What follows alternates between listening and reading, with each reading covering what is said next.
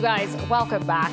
It's not unusual for a lot of us to experience feelings of self-doubt. Those feelings sometimes trigger something called imposter syndrome. So what is it? Psychologist Lisa Orbe-Austin joins me right now to explain what it is and exactly what we can do about it. Hey, Lisa. Hi. Okay, so I think the first thing we need to go over with everyone here is what is imposter syndrome and what contributes to it?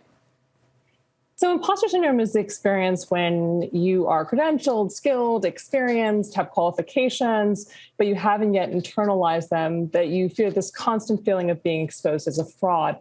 As a result of that feeling, you either overwork or self-sabotage to compensate for the feelings of being exposed as a fraud. Wow. Okay. So some people, when it comes to self-doubt, it can be really turning into a snowball effect for a lot of people. When it becomes a problem, how can we recognize that it is? And it's not just regular jitters, maybe for your job.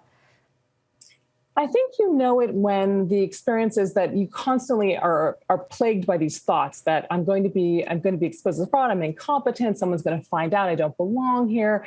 You know that this is a common theme running through your head oftentimes. And I think you know you have it when you kind of know this is a familiar experience for you and you know you've constantly been experiencing these thoughts. And what's the origin? Because obviously they made it to this job. They are good at this job and can perform. Where does that come from?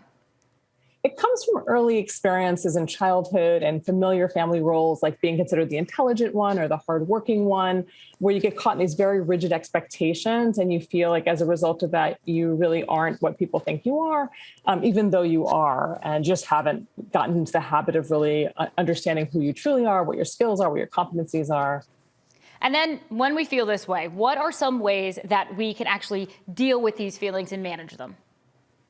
So it's really important to identify this is what's happening and know that about 70% of us experience it, and there's nothing really pathological about it. It's really a common experience.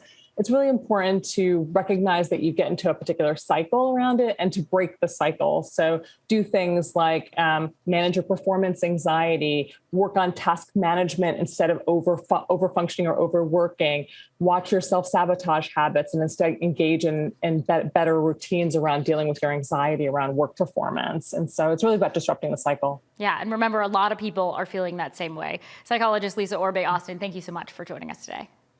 Thank you for having me, Natalie.